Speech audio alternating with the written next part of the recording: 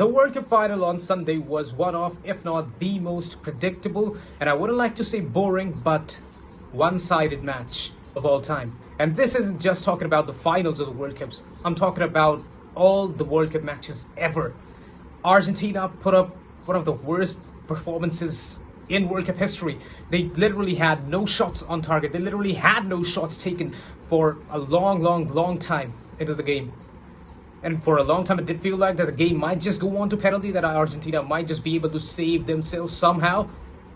But no, it wasn't. Spain just weren't too good. And anyone who had seen Spain for the last 2 years, anyone who had seen Spain in this World Cup as well, they could tell that this was going to be the case. This was always going to be the case, because Argentina, as a team, if they had any competition, a team that was the most like them, it was England. And ultimately, what England did in their own game, after they were on the verge of beating Argentina, they chose to go completely contrary to their nature and let Argentina come into their own.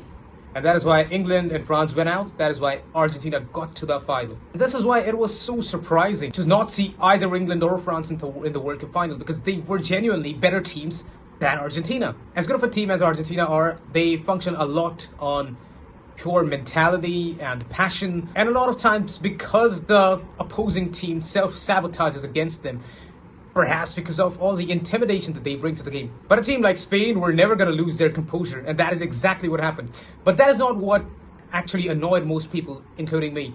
What annoyed most people was Argentina's reaction to losing, because you would expect the current world champions, you would expect a team that is so well respected, a team that has such a high status in the minds of people on the FIFA rankings as well, and a team that's at least supposedly plays such good football, to willingly accept their defeat and maintain the cordial relationship with the rival team. Because some of the Argentine players, some of the senior Argentine players, went on to do some fiery battles with the Spanish players. And this includes Leandro Paredes, who was the biggest culprit here, who at least apparently was involved in most of the transactions here.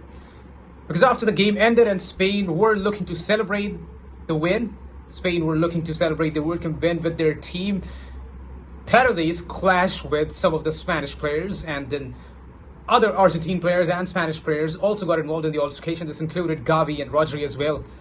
And this was just a whole mess to see, apart from Lamine Yamal, who was praying on the other end.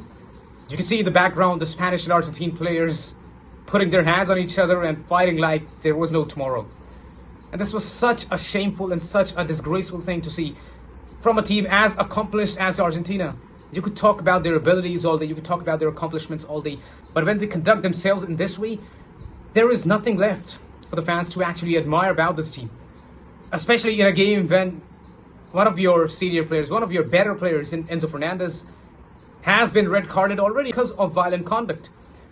And I'm a true long-time Enzo fan saying this. The way Argentina conducted themselves in this World Cup, at least in this World Cup, the way they were playing these physical games, committing so many fouls, having such harsh conduct on the pitch against every team, something like this was eventually going to happen. And when they met their match in England, something did really happen. Something happened after the game with Bellingham and Nico Paz and everyone else.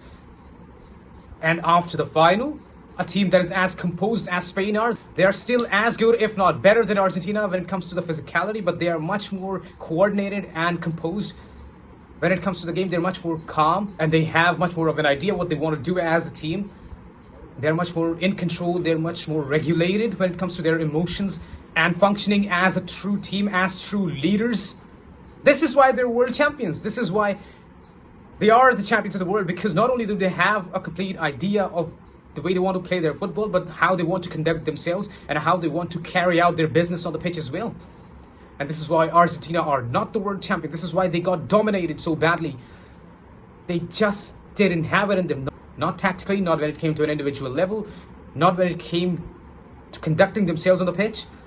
They just didn't have it in them. And post-game, getting involved in all these altercations, it is really not a good look for any team ever. FIFA are now set to look into the game and investigate into the altercation that happened between the Argentine and Spanish players. And the results of the inquiry, the investigation, are still to come out, but it does not look like a good sign for Argentina. And I'd say if Paredes is at fault, which it did very well seem to be the case, there must be a ban of at least a few games, if not much more, as most people were commenting on the internet about.